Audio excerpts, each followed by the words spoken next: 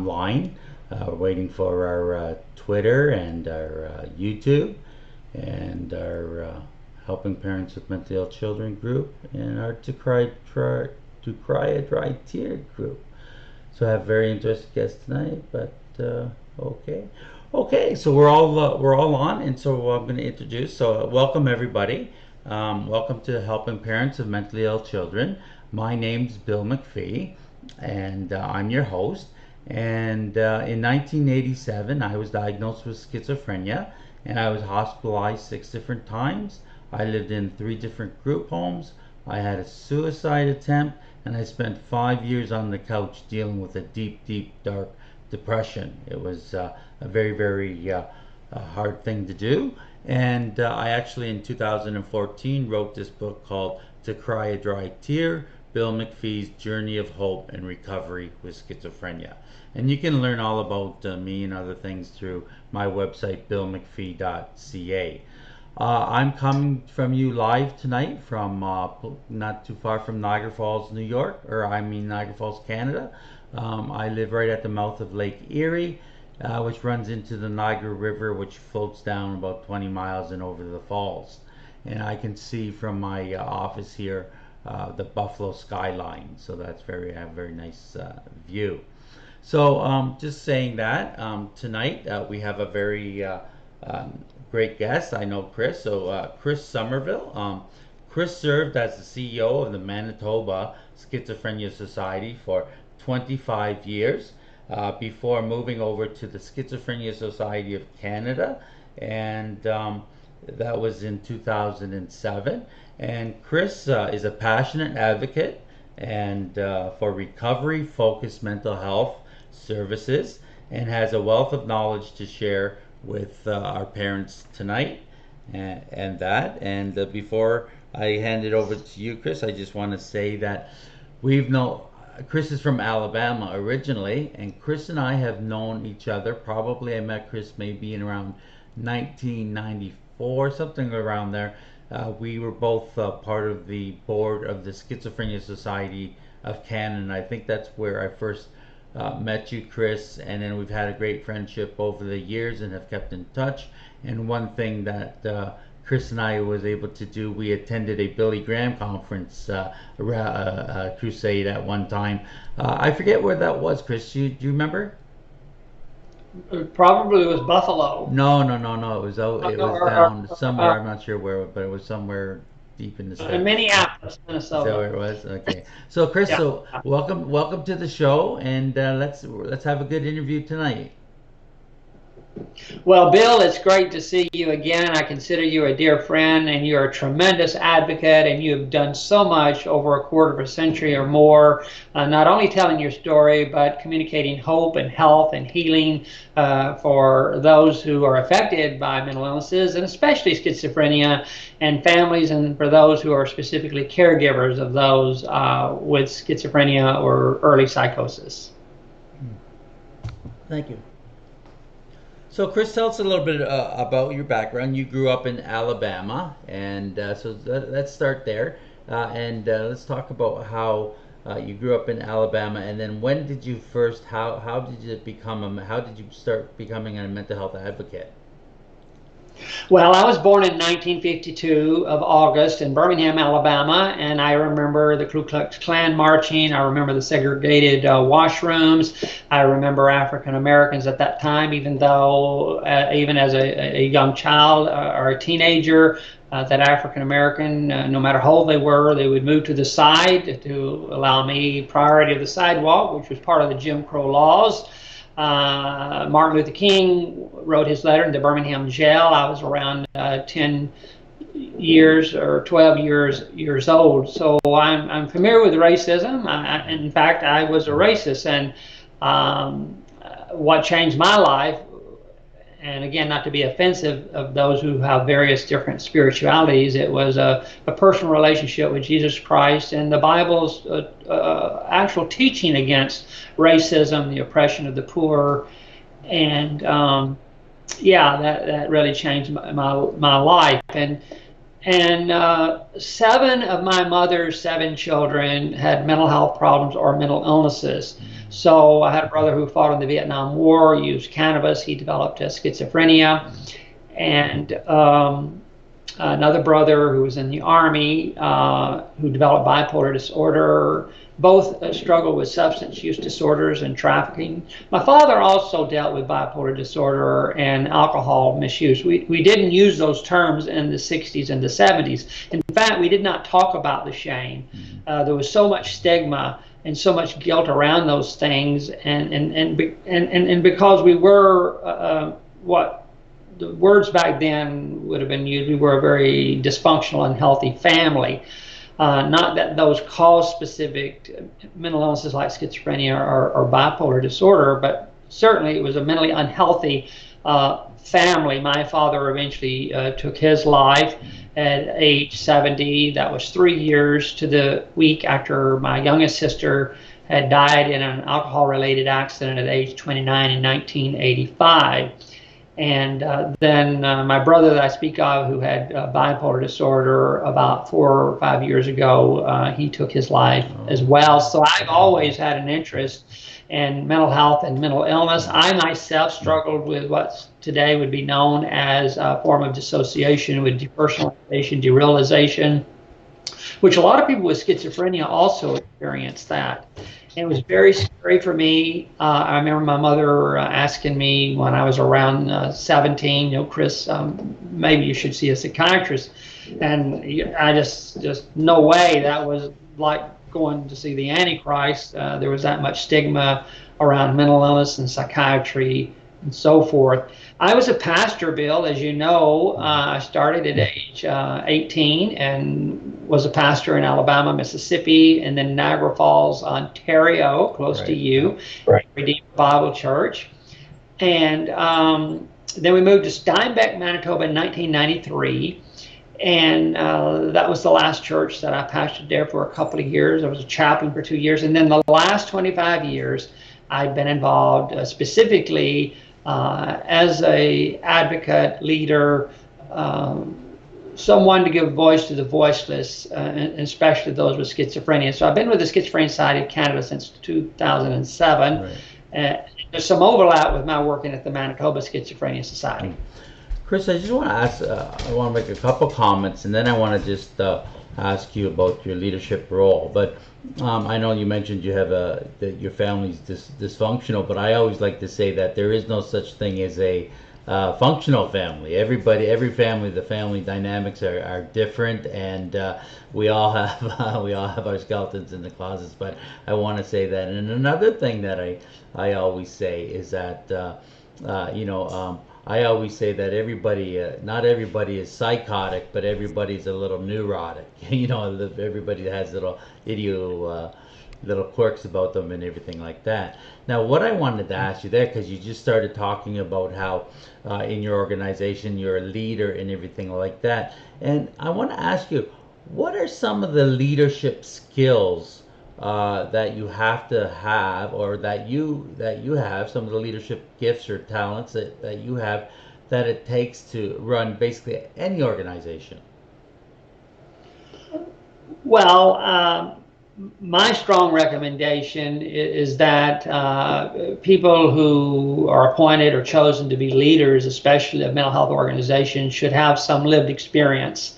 Either that of a family member or they themselves having dealt with mental health challenges or a mental illness, but also lived experience of recovery. So understanding the recovery philosophy and paradigm.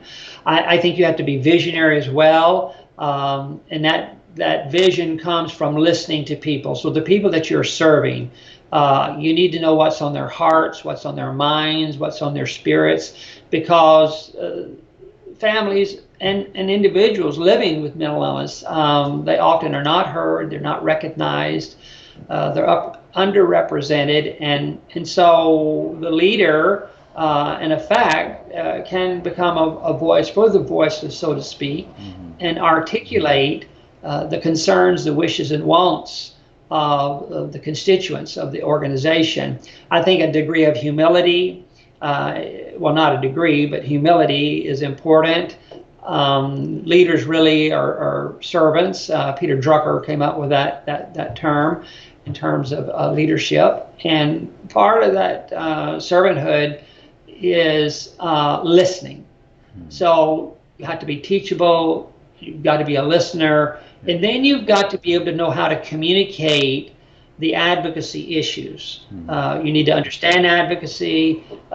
You need to know how to go in and present yourself to, let's say, whether it's provincial leaders or federal leaders, a little bit background about who you're meeting with, and also one ask. You don't go in with 10 asks. Right. One of the things that I picked up on leadership is that I don't know where I saw it or heard it, but it says if you think you're a leader but you have no one following you, you're just really out for a walk.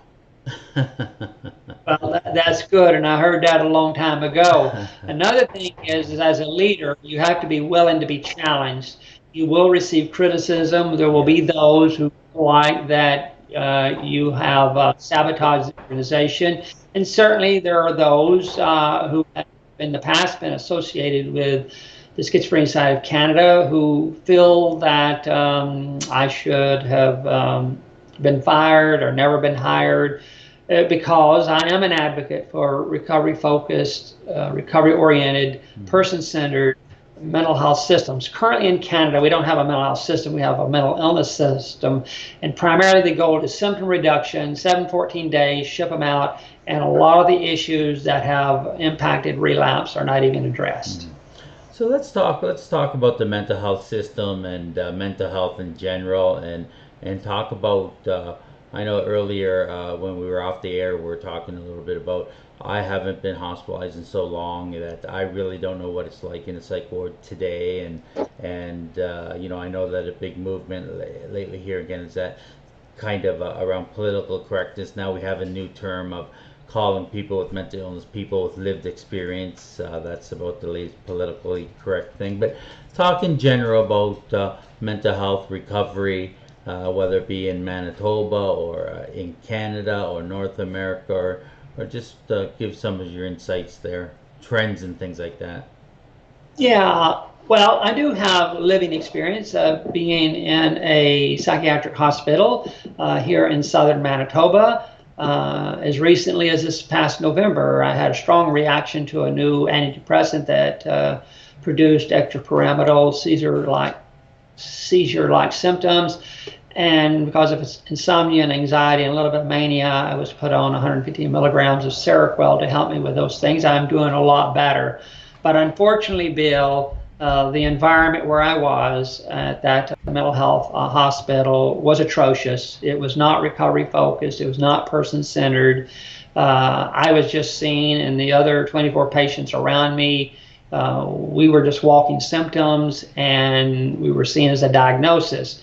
I tell people that diagnosis is a label, not your identity. So if someone says to me, "Hi, Chris, I'm a schizophrenic," I politely and warmly say, "You are a person who lives with schizophrenia." Right. So we still have a long ways to go, moving from a symptom reduction emphasis to a quality of life emphasis in our mental health system. Right. And a recovery philosophy or recovery focused philosophy sees a person as a person, not a diagnosis, sees strengths, not deficits, and has recovery conversations with them, not only about illness management, but also the recovery plans, what they hope and dream for after discharge. Yeah. Well, in saying that, I just wanted to I understand that we are not the label of our illness. I understand that absolutely, but it seems to me though that it's very important for people to be, if there is a correct diagnosis, to be diagnosed correctly as soon as possible, because you know how as time goes on, diagnoses change and everything like that. And in my opinion, I think that even though we are not our illness, it's very helpful to actually have an accurate diagnosis if we can. Would you agree? Or I think it can be helpful. On the other hand, I think it can be pretty scary if the diagnosis is schizophrenia, because it still has a lot of stigma associated with that particular word. Mm-hmm. And yet, a person can literally, by several psychiatrists, receive several diagnoses. Mental illnesses are linear, from left to right, so to speak. But having a diagnosis can be helpful. But more importantly, though, is that an individual who is living with a mental health problem or a mental illness, they're not just living with the mental illness, they're living with society's stigma and discrimination, they're living with self-stigma. There may be some disability and impairment associated with it, which results in loss of friends, loss of pursuing your education, loss of work, loss of income. And so there's a lot of things that people are recovering from. And certainly medication is a key for many people. And most people I've met that have schizophrenia or psychosis do take some medication. But there are other things that also help people in their recovery. Number one is a supportive family, and that family needs to be supported in their own recovery. Any trauma that the individual has experienced, and I have come to believe after 25 years that most, if not many people who experience psychosis, there's some trauma related somehow or another. And I'm not talking about, families that are unhealthy or who have done horrible things to their children. That's not necessarily a cause of schizophrenia or psychosis or bipolar. But recovery says that, people have that potential. And so it's being able to live beyond the limitations of the mental illness with hope, meaning, and purpose. And so service providers, mental health service providers, need to have recovery conversations with their patients about, what would you like to do? What is your hope and dream? And then if you connect them, Bill, with a peer support worker, which is the fastest growing movement now in Canada in mental health, I believe, and certainly in England, it's the number one occupation being hired for in England are peer support workers. So peer support workers are those with living experience and also that of recovery. And they come alongside a newly diagnosed person, and they can really identify, and the patient can identify with them. I've been there where you are. And so the patient is motivated then to say, well, how did you get better? And so the discussions can be around what helped and hindered the peer support's recovery. And so it's inspiring hope. And families need that hope too. I have never met a family group, Bill, that was opposed to recovery if they understood it.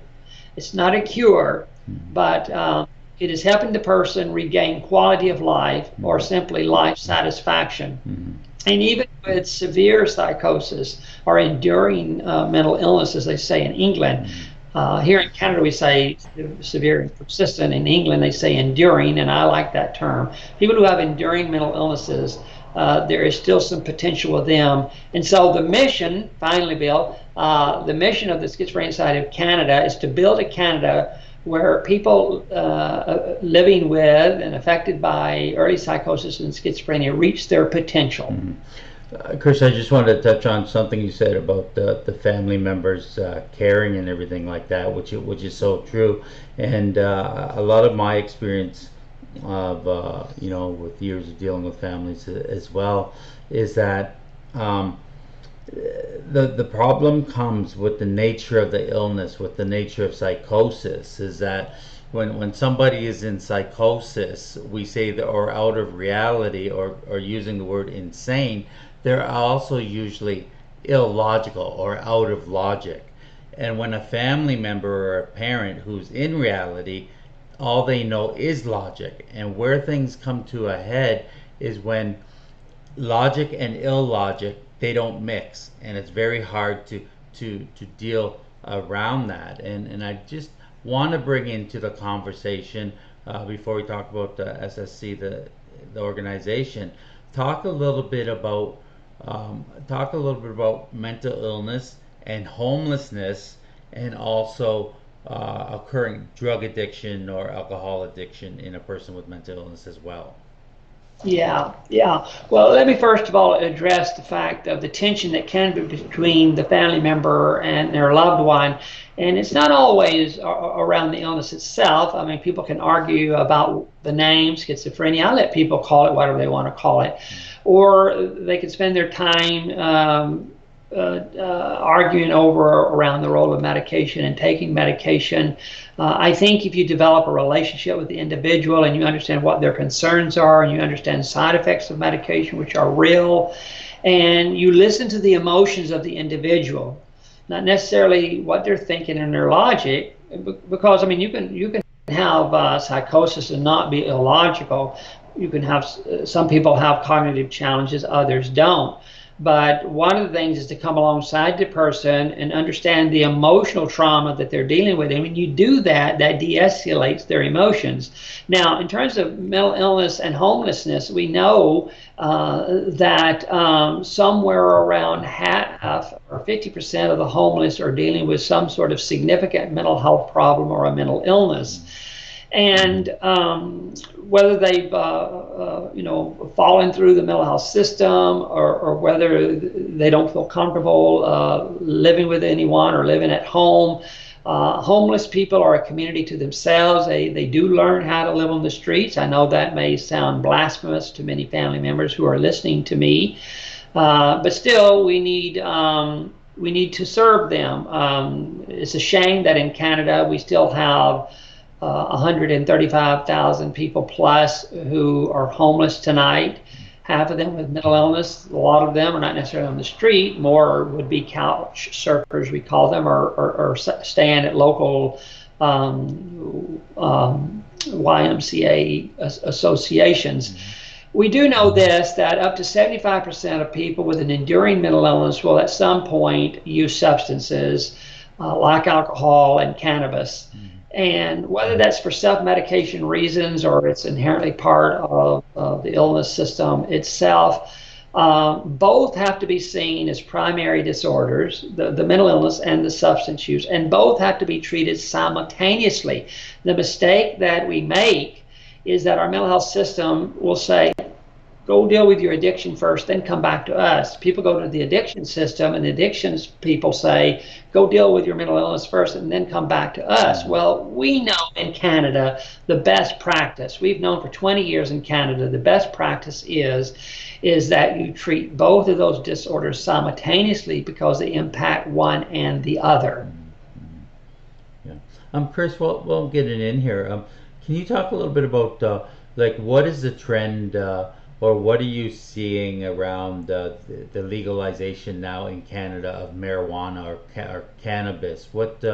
I really don't have any cutting edge information on that, other than I know that I was presenting at a workshop with a psychiatrist, Dr. Cortese, and Dr. Cortese basically said, you know what, if you're 30 years old, smoke all the pot you want, it doesn't matter, but a developing brain is developing up until the age of 27, and basically marijuana or cannabis doesn't mix with a teenager and a developing brain.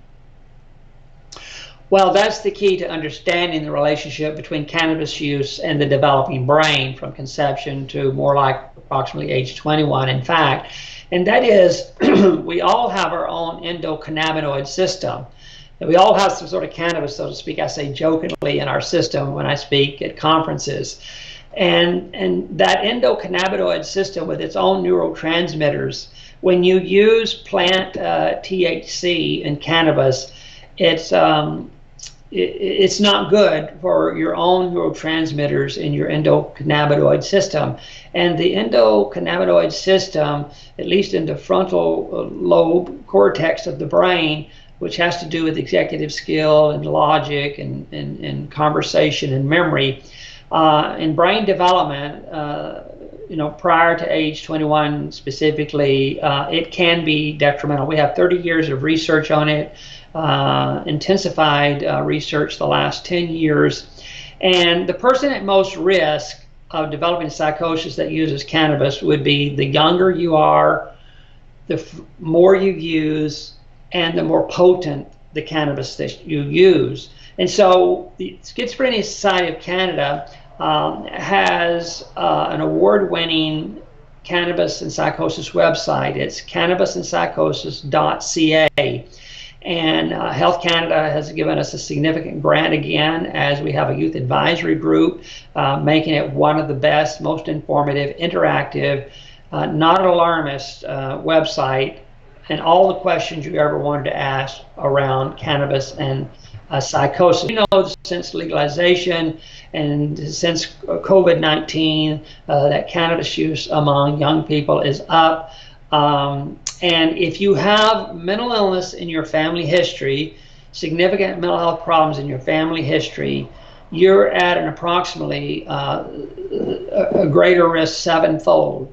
So sevenfold greater risk of developing a bad trip, psychosis. And it may lead to more permanent psychosis, but if the person gets early intervention and help and stops the use of cannabis, then perhaps it's a temporary psychosis that they have.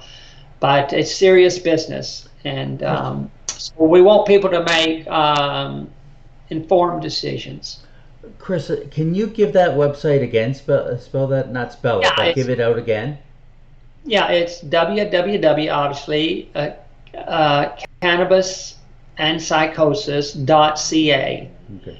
And we have an advisory youth committee as well as a scientific advisory committee, but the youth have been tremendous, and Health Canada has given us good marks on it. We're not just repeating what the government has to say. The website is highly informed by research studies and by the youth advisory and lived experiences of people. It's not doomsday, it's not alarmist.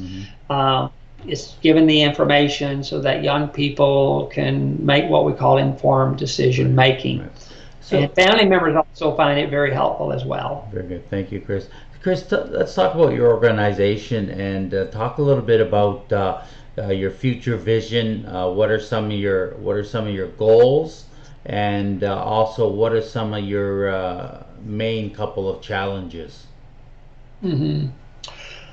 Well, certainly we're affected by COVID-19, and we are responding to calls for help, information, and referral as related to stress and anxiety and depression, and families calling about how will that stress and anxiety affect their loved ones who are living with schizophrenia or early psychosis.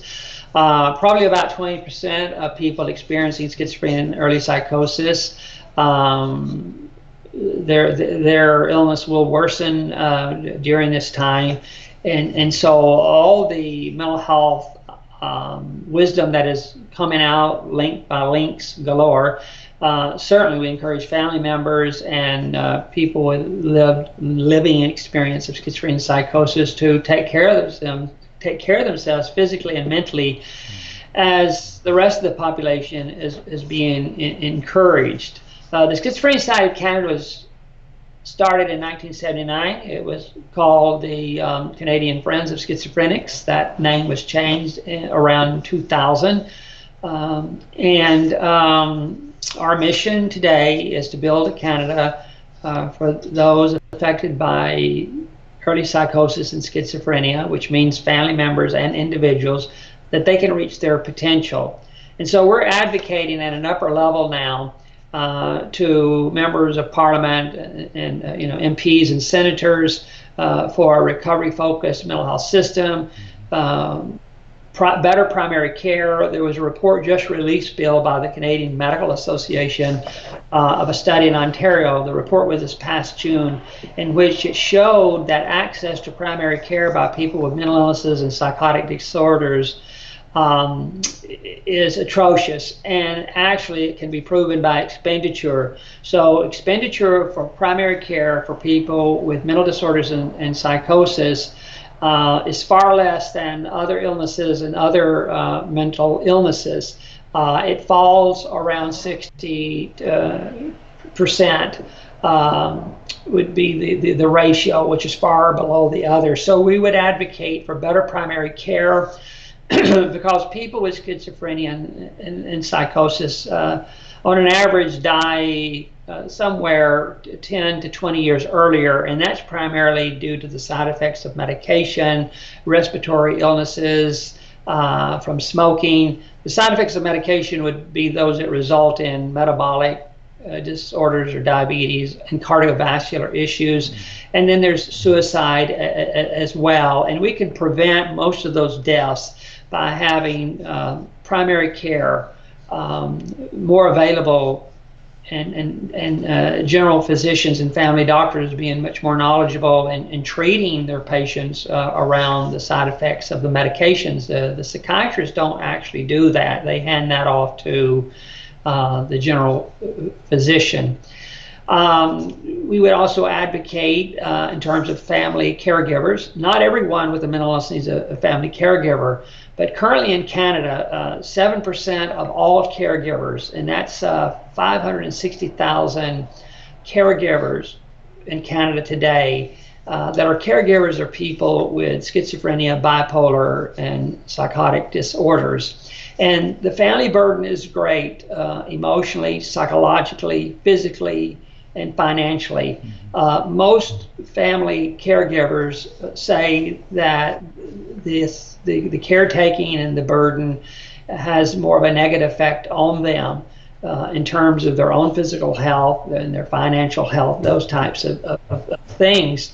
And by the way, of family caregivers, mental illness comes in fourth. The leading reason for a family caregiver would be aging issues, yes, caring for aging parents. Secondly, would be for cancer. Thirdly, would be cardiovascular issues amongst a loved one. And then fourth would be mental illnesses.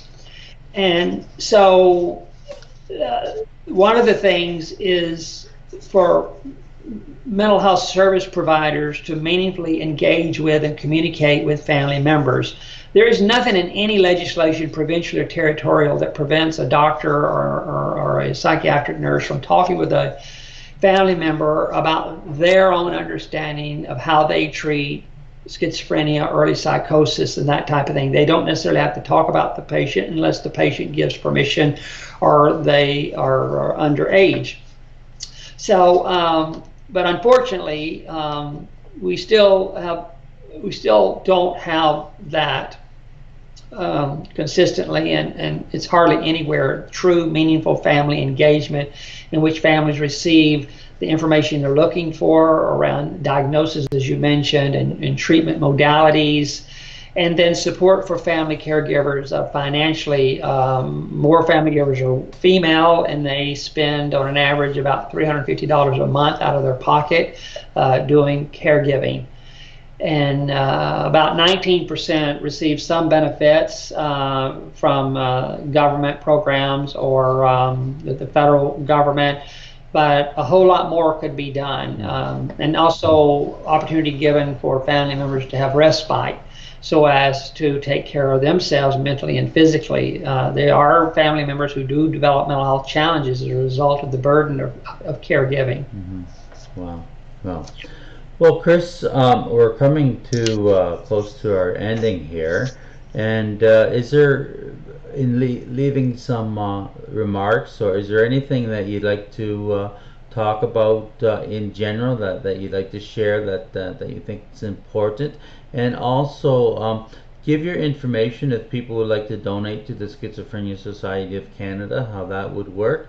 And you know, whatever is on your mind in these last few minutes, what do you think?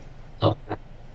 Well, we have developed just recently a new guide. It's called Hope and Recovery, a guide to living with and beyond schizophrenia, and it can be found at our website at schizophrenia.ca. We're currently working on a new family psychoeducational material. It's going to be called the Family Recovery Journey. It'll be 5 models, and we hope that will be available this coming fall. It will replace Strengthening Families Together, which many family groups have used. The other exciting thing is the rise of peer support, and peer support for family members who can help families with navigation and the emotional needs that they would have and how to take care of themselves, as well as individual peer support. The potential for recovery is in everyone. I know that a lot of people get very upset with me about how I use the word recovery and say, well, that does not apply to people who have enduring or rather severe psychosis. Well, you can always treat them as a person with humanity, understand where they are emotionally, and there is still some potential in them, even though there will be many people who live with an enduring mental illness and who will need intensive health care and family caregiving. So I'm not being naive here because, as I said earlier, a brother with schizophrenia, one with bipolar, several suicides in my family. And I think we need to continue to fight against the stigma, and we continue to need to influence policy legislation that reflects some of the issues that we've talked about on this program. And the best kind of advocacy is collective advocacy.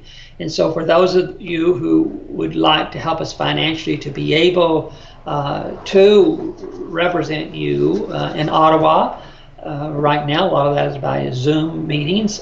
You can donate to the Schizophrenia Society of Canada at Canada Helps on our website, which is www.schizophrenia.ca. Great. Thanks, Chris. Well, you know what? We're going to end here, and I want to let you know, Chris, I'm going to pray for you. I'm going to pray. So those of you who are rolling your eyes and saying, oh, these guys are going to pray, well, this would be a good time for you guys to tune out. And I'm just going to say a little bit, just say a closing prayer and then end. And go ahead, Chris. What would you like to? Yes. When we look at studies on recovery, Bill, and people who have living experience of schizophrenia, and the top 5 things that people say help them in their recovery is spirituality. A healthy spirituality is very important to people's individual recovery. Absolutely. Thank you, Chris. So Father, we just want to lift up Chris to you tonight. We thank you. We thank you for this interview. We thank you for giving him the wisdom and the health to be able to come on. We thank you for his long dedication of work and advocacy, both with the Schizophrenia Society of Canada and with the Schizophrenia Society of Manitoba. And we thank you for his work, and we ask that you just bless him. For all of those family members out there who are dealing with difficult situations, we ask, Lord, that you lift them up, give them a sense of your guidance, and we ask, Lord, that you just help them in practical ways. And we just say amen to this. So, Chris, thank you very much for coming on the program. And thank you, folks, for coming on and watching. And there's a lot more resources. Just go to billmcphee.ca. Also on YouTube, I have over 400 teaching videos and lots of exciting things happening coming up our way in the future. So thanks for tuning in, and have a great night. Bye-bye, everybody.